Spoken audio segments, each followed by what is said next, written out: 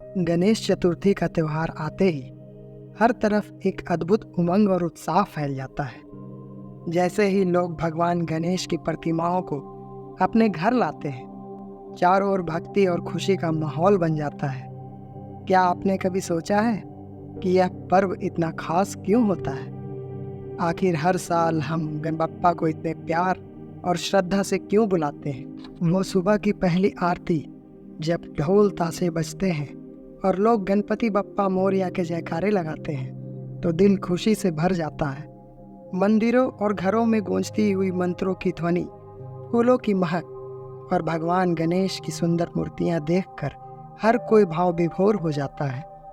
पर क्या हर कोई यह जानता है कि इस त्योहार का इतना बड़ा महत्व क्यों है? यह सिर्फ भगवान गणेश की पूजा का समय नहीं है, बल्कि यह वह समय है जब लोग आपसी भेदभाव भूलकर एक साथ आते हैं। चाहे अमीर हो या गरीब, हर किसी के घर में गणपति की मूर्ति स्थापित होती है। कितनी अद्भुत बात है ना?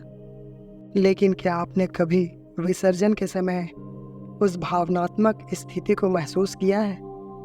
जब गणपति बप्पा को विदाई देने का समय आता है, तो मन में एक अजीब सी हलचल होती है। 10 दिनों तक बप्पा को अपने घर में रखने के बाद उनसे विदा लेना कितना मुश्किल होता है। गणपति बप्पा मोरया, अगले बरस तू जल्दी आ, यह शब्द सुनते ही आंखों में आंसू भर आता है ना?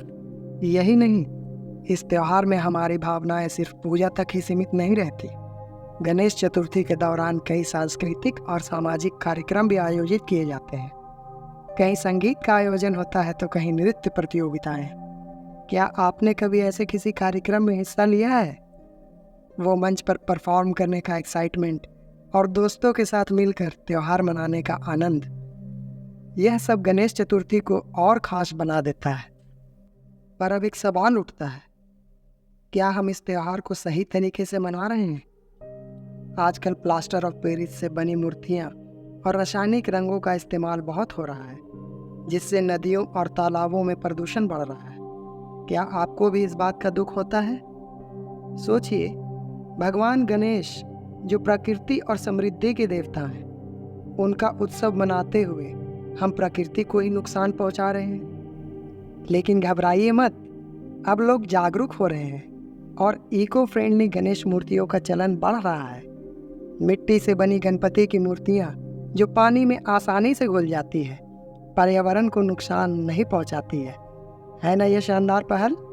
तो क्या आप भी इस बार इको फ्रेंडली गणेश जी को अपने घर लाएंगे?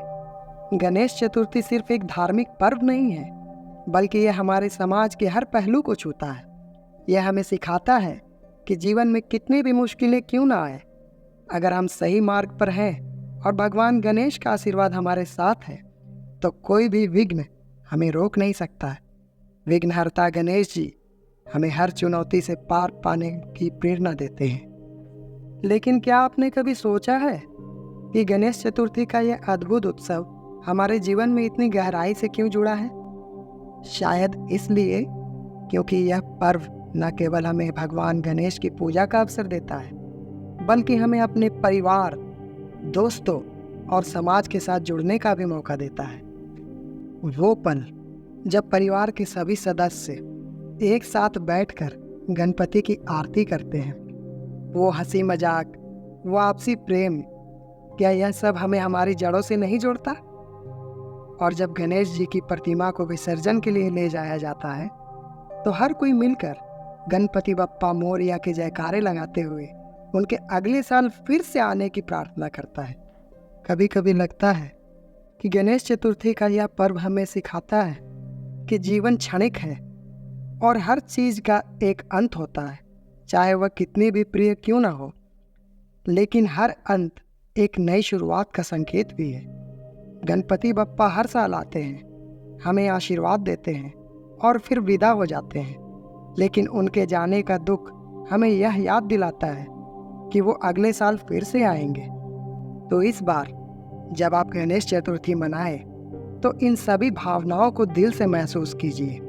उत्साह, भक्ति, प्रेम और विदाई का यह अनोखा मिश्रण ही इस पर्व को इतना खास बनाता है।